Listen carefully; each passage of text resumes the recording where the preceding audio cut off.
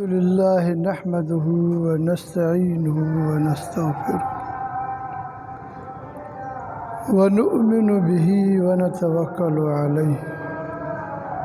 ونعوذ بالله من شرور أنفسنا ومن سيئات أعمالنا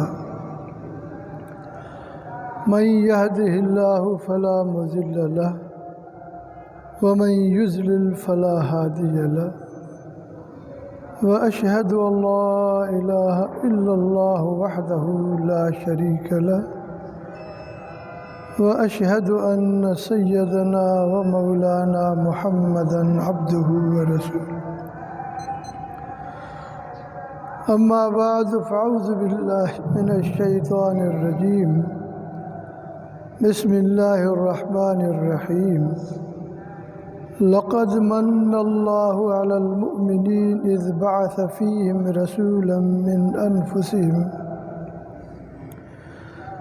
يتلو عليهم آياته ويزكيهم ويعلمهم الكتاب والحكمة وإن كانوا من قبل لفي ضلال مبين صدق الله العظيم وقال رسول الله صلى الله عليه وسلم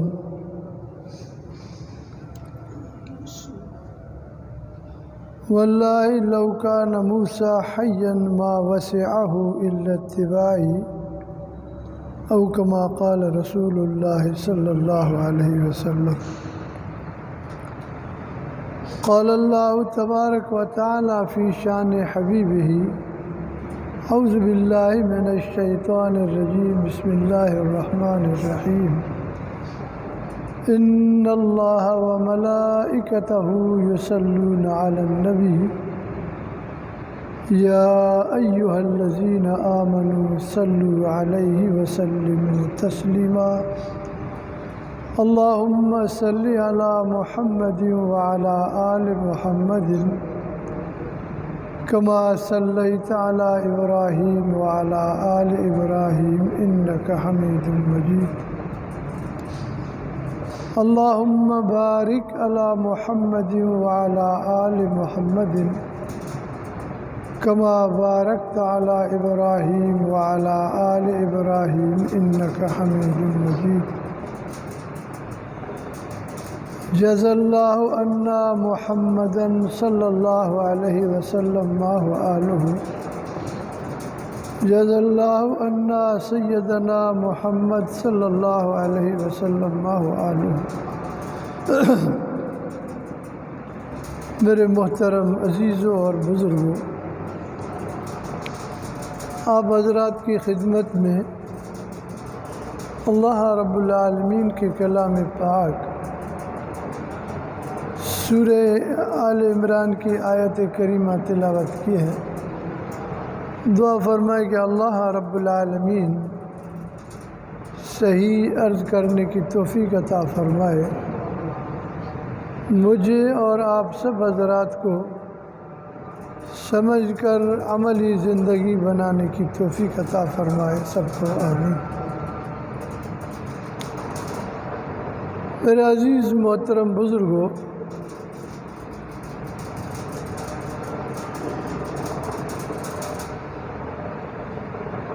اللہ تعالیٰ نے اپنے پیارے حبیب سیدنا حضرت محمد مصطفیٰ احمد مجتبیٰ صلی اللہ علیہ وسلم کو جس وقت جس زمانے میں اس دنیا میں بھیجا، اس وقت پورے عالم، پوری دنیا کی کچھ کیفیت اس طرح تھی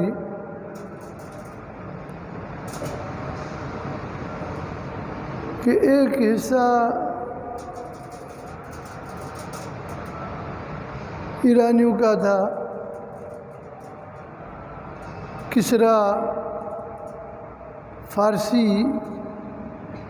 جو آتش پرست آگ کی پوجا کرنے والے ہیں ان کے تسلط میں تھا۔ اور ایک حصہ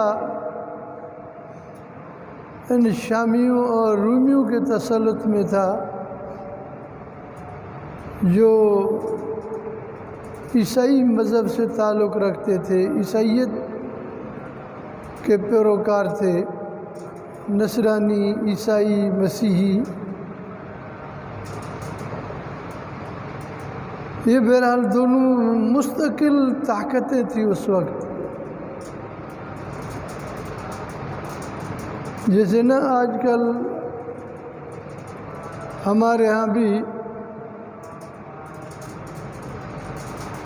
دو قوتیں ہیں،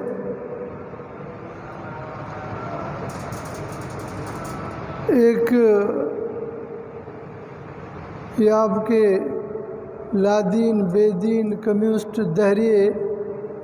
جیسے روس ہے، چائنا ہے، یہ لوگ ہیں،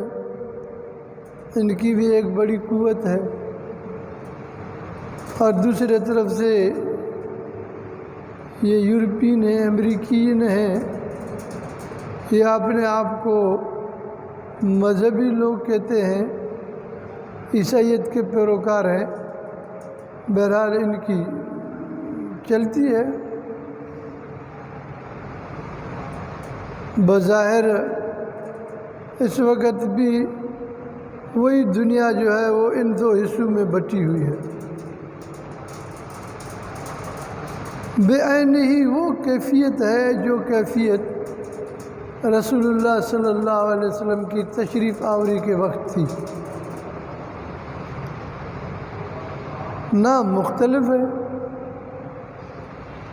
جیسے آپ سنتے رہتے ہیں اس وقت قیصر اور کسریٰ،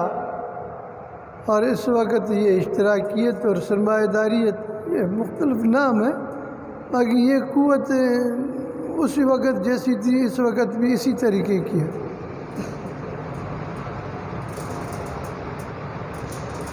اور اللہ تعالیٰ نے رسول اللہ صلی اللہ علیہ وسلم کو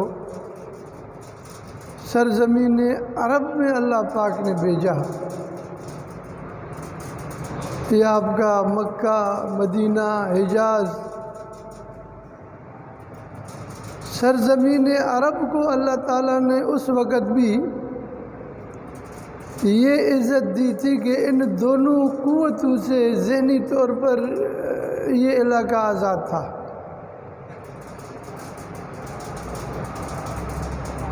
جیسے حضرت موسیٰ علیہ السلام جب فرعونیوں سے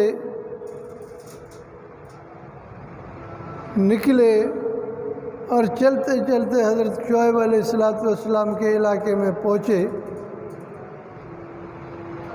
تو اپنے سفر کا پورا واقعہ بیان کیا کہ اس طریقے سے مجھے جان کا خطرہ ہے، ہو سکتا ہے کہ فرعونی مجھے قتل کر دیں۔ تو حضرت شعیب علیہ السلام نے فرمایا کہ قد نجوت من القوم الظالمین، قد نجوت من القوم الظالمین، اب ظالموں سے تمہاری نجات ہو گئی، یہاں فرعونیوں کی بات نہیں چلے گی، تم آزاد ہو۔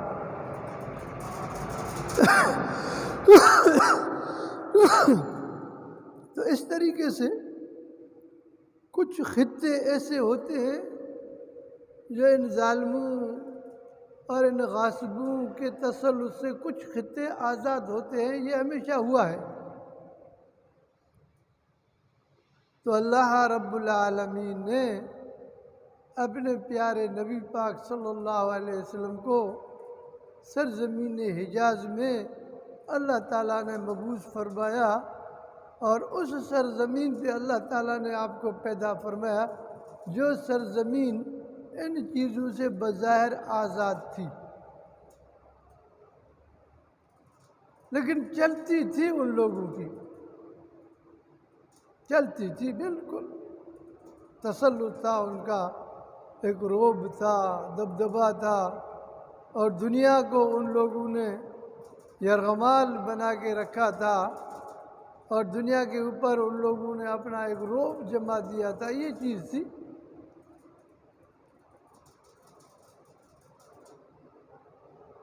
اللہ تعالیٰ نے رسول اللہ صلی اللہ علیہ وسلم کی ولادت کے وقت اور آپ کی ولادت سے کچھ پہلے کچھ ایسے اشارات اللہ پاک نے دیے اور کچھ ایسی باتوں کا اللہ پاک نے ظہور فرمایا کہ جن سے یہ اشارہ نکلتا تھا اور سمجھدار قسم کے لوگ یہ سمجھتے تھے کہ اب آئندہ آنے والا جو وقت ہے وہ وقت محمد مصطفیٰ صلی اللہ علیہ وسلم کی نبوت کا ہے اور آپ کے مبارک دین کا ہے۔ یہ جو بظاہر باطل قوتیں ہیں ان کا وقت جو ہے وہ اب ختم ہونے والا ہے، اب ان کی شام ہو رہی ہے۔ سب سے پہلی چیز میں نے پہلے عرض کیا تھا کہ رسول اللہ صلی اللہ علیہ وسلم کی جو ولادت کا جو سال ہے اسی سال اصحاب فیل کا واقعہ پیش آیا، اصحاب فیل کا۔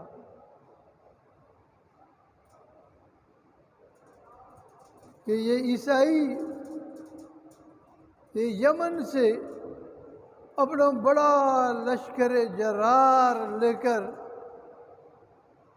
کعبۃ اللہ شریف پر حملہ ور ہوئے اور کعبۃ اللہ شریف کو نعوذ باللہ من ذالک ڈھانے اور شہید کرنے کے ارادے سے آئے، اور اللہ تعالیٰ نے اس پورے لشکر کو ما اسباب اور وسائل کے معمولی پرندوں کے ذریعے سے اللہ تعالیٰ نے ان کو تہس نہس کر دیا، ختم کر دیا، تباہ و برباد کر دیا۔ یہ اللہ پاک نے یہ بتا دیا کہ اب تمہاری بات نہیں چلے گی اور کعبے کی طرف کسی بری نیت سے نہیں چلنا، جو چلے گا کعبے کی طرف بری نیت سے جو سوچے گا اس کا حشر بھی ایسا ہی ہوگا جیسے ابرا والوں کا ہوا۔ ایک تو یہ چیز تھی۔ دوسری کہ حضرت اماں آمنہ رضی اللہ تعالیٰ عنہ فرماتی ہیں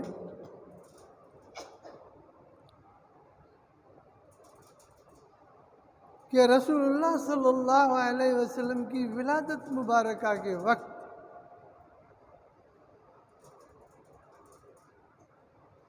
اللہ تعالیٰ نے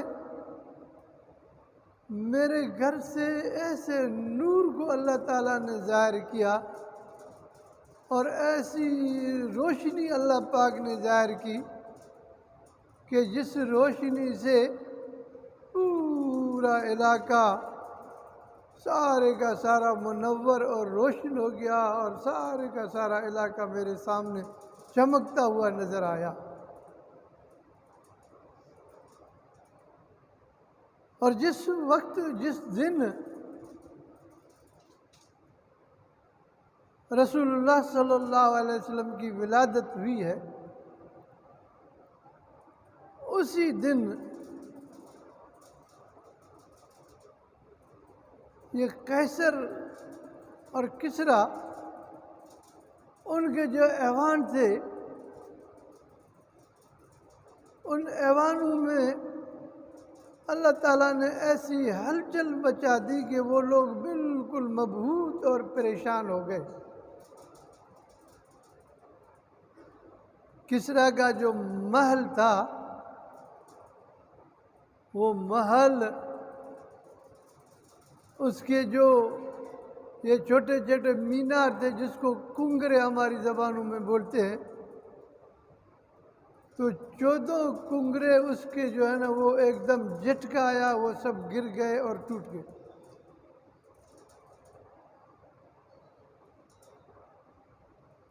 اور وہ آتش کدہ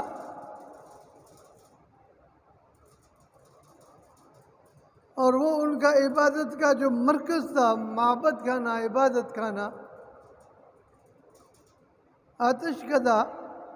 جس میں ہزاروں سال سے آگ کو جلایا جاتا تھا اور روشن کیا جاتا تھا، اور یہ سارے کے سارے یہ مجوسی لوگ جو وہ آج آگ کی عبادت کرتے تھے، آگ کو پوجتے تھے، جس وقت رسول اللہ صلی اللہ علیہ وسلم کی ولادت ہوئی ہے اور یہ آتش کدہ جو ہے وہ بجھ گیا. یہ کیا ہو گیا؟ یہ بجھ گیا. یہ لوگ حیران ہو گئے کہ یا خدا کیا ہو گیا ہے. محل کے یہ چھوٹے چھوٹے کنگرے وہ بھی ٹوٹ کر گر پڑے ہیں، اور آتش کدہ جو ہے یہ ہماری عبادت کا جو مرکز ہے وہ بھی بجھ گیا. آگ ہمارا خدا آگ وہ بھی ٹھنڈا ہو گیا ہے. یہ کیا مسئلہ ہے؟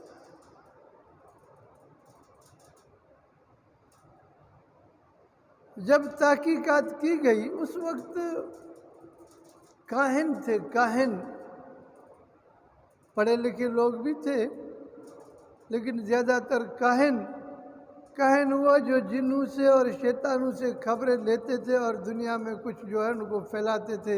اور ان کے ذریعے سے اپنا نظام چلاتے تھے.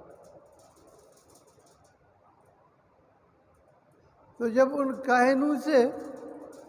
اور اس وقت کے جو ان کے پڑھے لکھے لوگ تھے، جب ان سے رجوع کیا گیا، ان سے پوچھا گیا کہ یہ کیا ہو گیا ہے، معاملہ کیا ہے،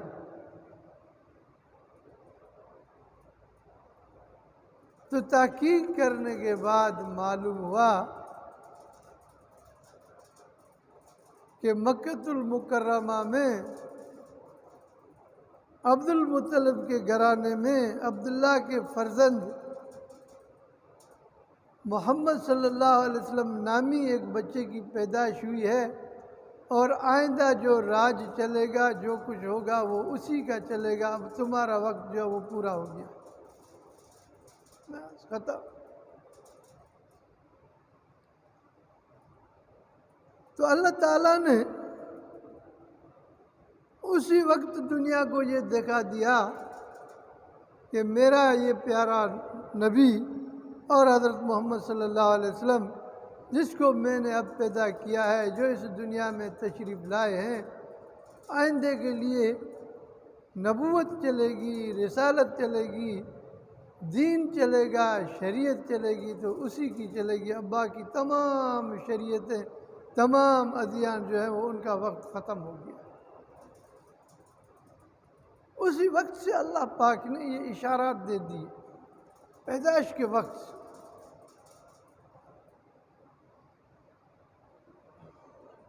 حدیث پاک میں آتا ہے کہ ایک بار رسول اللہ صلی اللہ علیہ وسلم کی خدمت میں صحابہ کرام رضوان اللہ تعالیٰ علیہ مجمعین تشریف فرما تھے. حضرت فاروق اعظم رضی اللہ تعالیٰ عنہ کے ہاتھ میں کچھ تختیاں تھیں. جیسے پرانے زمانے میں استاد بچوں کو جو پڑھاتے تھے وہ ایک لکڑی کی تختی ہوتی تھی، اس پر تھوڑا سا لکھ کر دیتے تھے، یا چمڑے کے ٹکڑے تھے ان پر کچھ لکھ کر دیتے تھے. تو حضرت فاروق اعظم رضی اللہ تعالیٰ عنہ کے ہاتھ میں کچھ ایسے تختیاں تھیں جن پر تورات کی آیات لکھی ہوئی تھی. تورات، اب تورات اللہ تعالیٰ کی آسمانی کتاب ہے اور حضرت موسیٰ علیہ السلام پہ نازل ہوئی تھی، اور حضرت موسیٰ علیہ السلام اپنے مبارک زمانے میں اسی کے مطابق جو وہ فیصلے کرتے تھے، دنیا کے نظام کو چلاتے تھے. ایک وقت تھا، لیکن رسول اللہ صلی اللہ علیہ وسلم کی تشریف آوری کے بعد وہ تو سارا نظام جو ہے وہ بند ہو گیا. اب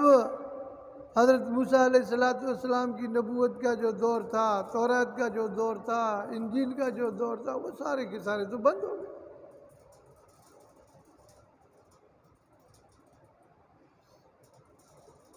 تو حضرت فاروق اعظم رضی اللہ تعالیٰ عنہ تورات کے ان ان آیات کو تلاوت کر رہے تھے اور زبان سے یہ الفاظ کہے، اے اللہ کے رسول صلی اللہ علیہ وسلم، یہ بھی اللہ کا کلام ہے اور یہ بھی آسمانی وحی ہے، اور کیسی عجیب عجیب چیزیں لکھی ہوئی ہیں۔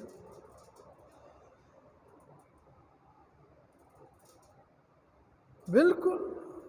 اللہ کا کلام حضرت موسیٰ علیہ السلام پہ نازل ہوا اور آسمانی وحی تھی، بہت پیاری باتیں تھیں اس میں۔ نبی کریم صلی اللہ علیہ وسلم کو یہ بات اتنی ناگوار گزری کہ کتابوں میں لکھا ہے کہ احمر وجہ رسول اللہ صلی اللہ علیہ وسلم، احمر وجہ رسول اللہ صلی اللہ علیہ وسلم، اللہ کے رسول پاک صلی اللہ علیہ وسلم کا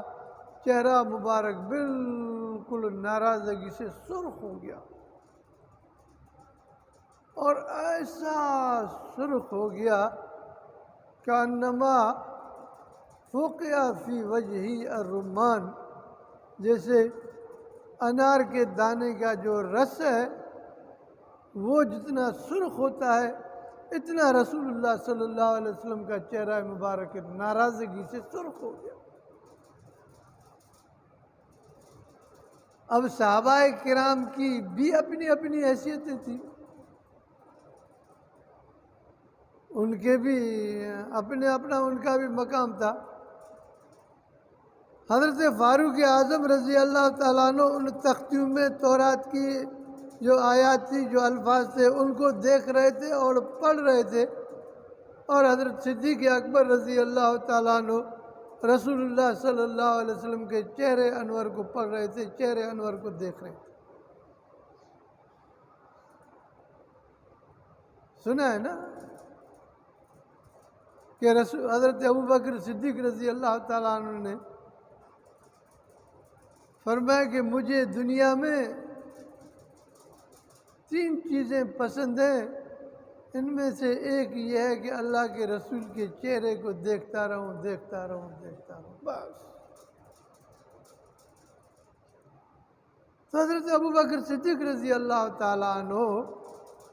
رسول اللہ صلی اللہ علیہ وسلم کے چہرے انور کو مطالعہ کر رہے تھے، چہرے انور کے اثرات کو پڑھ رہے تھے، تاثرات۔ جب ناراضگی کا احساس ہوا تو آہستہ سے حضرت فاروق اعظم رضی اللہ تعالیٰ عنہ کو ہاتھ لگایا اور فرمایا کہ اما ترى الی وجہ رسول اللہ صلی اللہ علیہ وسلم، اما ترى الی وجہ رسول اللہ صلی اللہ علیہ وسلم، اے عمر کیا کر رہے ہو؟ عمر، اللہ کے رسول پاک صلی اللہ علیہ وسلم کے چہرے کو نہیں دیکھ رہے؟ رسول پاک صلی اللہ علیہ وسلم کے چہرے مبارک کی طرف بھی تو دیکھو۔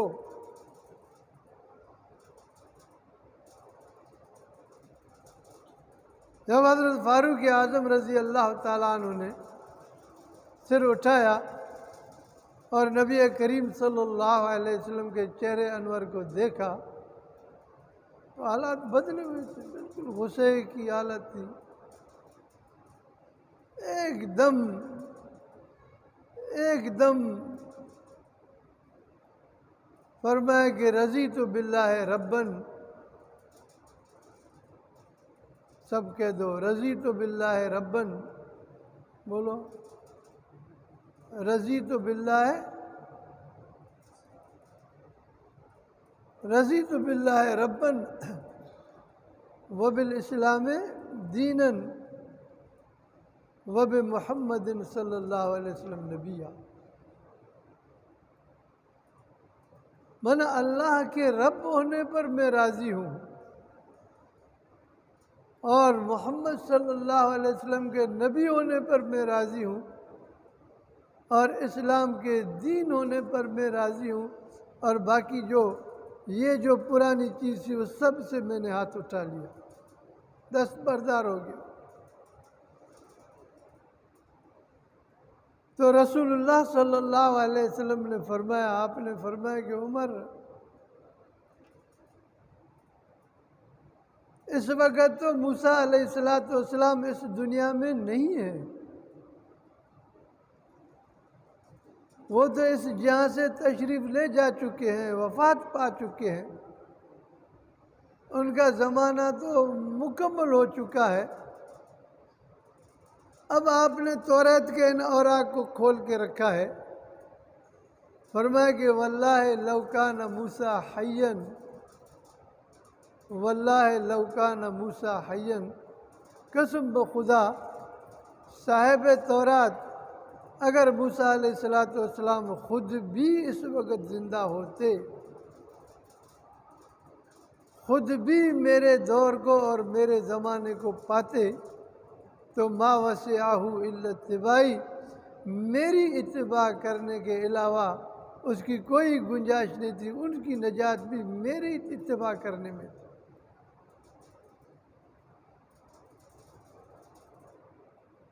اور نبی کریم صلی اللہ علیہ وسلم نے فرمایا، آپ نے فرمایا کہ قیامت کی علامات میں سے ایک بڑی علامت یہ ہوگی، سینزل فیکم عیسیٰ ابن مریم، تمہارے درمیان میں عیسیٰ ابن مریم تشریف لائیں گے، اور وہ آ کر کیا کریں گے؟ فرمایا کہ یضع الجزیت ویکسر الصلیب ویقتل الخنزیر، وہ آ کر 3 بڑے بڑے کام کریں گے۔ یہ جو جزیہ اور ٹیکس ہے اس کو ختم کریں گے، ویکسر الصلیب، اور صلیب سولی جو عیسائیوں کا مونوگرام ہے اس کو آ کر اپنے ہاتھ سے توڑ دیں گے، کیونکہ عیسائیوں کا عقیدہ اور نظریہ یہ ہے کہ یہودیوں نے حضرت عیسیٰ علیہ السلام کو قتل کر دیا، جبکہ قرآن کریم کہتا ہے کہ نہیں، وما قتلوہ وما صلبوہ ولکن شبہ لہم، نہ وہ قتل کر سکے نہ سولی دے سکے، ان کو اشتباہ ہو گیا کہ حضرت عیسیٰ علیہ السلام کے ہم شکل اپنے ساتھی کو جو انہوں نے قتل کر دیا، بر رفعہ اللہ علیہ، حضرت عیسیٰ کو اللہ پاک نے اپنے طرف اٹھا لیا۔ تو فرمایا کہ حضرت عیسیٰ علیہ السلام تشریف لائیں گے، اور تشریف لانے کے بعد سولی کو، صلیب کو توڑ دیں گے۔ یہ صلیب کو توڑنا، یہ ان کو بتانا ہے کہ خان آباد یہ تمہارا جو نظریہ تھا وہ حقیقت کے خلاف تھا، میں تو زندہ تھا۔ وَيَقْتُلُ الْخِنْزِيرَ، اور یہ خنزیر، سور، جو ان کا مرغوب جانور ہے، جیسے ہمارے لیے بکری ہے، بھیڑ ہے، دمبا ہے، اس طریقے سے ان کے لیے یہ مرغوب جانور ہے۔ حضرت عیسیٰ علیہ السلام آ کر اس کو برچھی مار کر اس کو قتل کر کے فرمائیں گے کہ یہ ناپاک اور پلیت ہے، اس کو کھانا بند کر، اور فرمائے کہ میری شریعت کے مطابق آ کر فیصلے کریں گے، یعنی شریعت عیسوی پر نہیں بلکہ شریعت محمدی پر آ کر فیصلے کریں گے، اور میری شریعت کے مطابق آ کر فیصلے کریں گے، اس لیے کہ اللہ تعالیٰ نے فرمایا کہ مجھے آخری نبی بنا کر بھیجا ہے، اب میرے بعد قیامت تک نہ کوئی نیا نبی آئے گا، نہ کوئی نئی شریعت آئے گی، نہ کوئی نیا دین آئے گا۔ نبوت تو بھی فرمایا کہ میری ہوگی، محمد صلی اللہ علیہ وسلم کی شریعت وہ بھی ہوگی تو محمد صلی اللہ علیہ وسلم کی، اور رسالت وہ بھی محمد صلی اللہ علیہ وسلم کی۔ اگر حضرت عیسیٰ علیہ السلام جیسا جلیل القدر پیغمبر اور نبی بھی اس دنیا میں جب آئے گا تو وہ بھی فرمائے کہ میری شریعت کے مطابق فیصلہ کرے گا۔ تو میرے عزیز محترم دوستو، اللہ تعالیٰ نے رسول اللہ صلی اللہ علیہ وسلم کو آخری نبی بنا کر بھیجا ہے، اور نبی کریم صلی اللہ علیہ وسلم کی ولادت مبارکہ کے وقت اللہ تعالیٰ نے ایسے اشارات دے دیے کہ جن اشارات سے ایک سمجھدار انسان اس وقت کا چاہے اس وقت کا یہ فیصلہ کر سکتا ہے کہ اب وقت ہے، دور ہے تو محمد مصطفیٰ صلی اللہ علیہ وسلم کی شریعت۔ اب یہ شریعت الہی حضرت آدم علیہ السلام سے شروع ہوئی، دین تو وہاں سے شروع ہوا، اور آخری نبی حضرت محمد صلی اللہ علیہ وسلم ہے۔ تو علماء فرماتے ہیں کہ رسول اللہ صلی اللہ علیہ وسلم کی تشریف آوری کے بعد اب کسی نبی اور کسی پیغمبر کی اب ضرورت نہیں ہے، کسی نبی کی شریعت کی اب ضرورت نہیں ہے، اس لیے کہ جو جامعیت، جو کمال اللہ پاک نے رسول اللہ صلی اللہ علیہ وسلم کی ذات میں اور آپ کی شریعت میں جو رکھا ہے وہ کسی میں بھی نہیں ہے۔ اس کا مثال ایسے ہے کہ سورج طلوع ہونے کے بعد بھی اگر کوئی شخص اپنے ہاتھ میں لالٹین لے کر چلے تو اس کو عقل سے پیدل ہی کہہ سکتے ہیں، باقی اس کے بارے میں کیا سکتے ہیں۔ دعا فرمائیں کہ اللہ رب العالمین ہمیں اپنے پیارے نبی پاک صلی اللہ علیہ وسلم کی کامل اور مکمل شریعت کے مطابق زندگی گزارنے کی توفیق عطا فرمائے، اور رسول اللہ صلی اللہ علیہ وسلم کی رسالت کو عام کرنے کی توفیق عطا فرمائے۔ وآخر دعوانا الحمدللہ رب